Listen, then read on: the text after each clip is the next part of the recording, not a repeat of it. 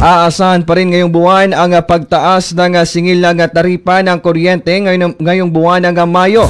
Ayon kay Jason Nantes, ang Public Information Officer ng Camarines Sur Electric Cooperative 3 o Casoreco 3 na naglalaro sa 10 to 11 pesos ang pagtaas ng taripa ng kuryente.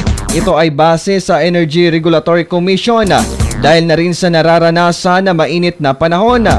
Ipinaliwanag din ito ang dahilan ng pagkakaroon ng biglaan na power interruption na ayon sa kanya, ito ay nangyayari tuwing nagkakaroon ng biglaan na problema sa mga linya ng kuryente o poste tulad ng loose connection, damaged insulators, pagkasunog ng kable at pagkakaroon ng mga sabit sa kuryente. Hinikayat din ito ang mga member consumers na magtipid sa kuryente at habaan ang pasensya tuwing nagkakaroon ng power interruption.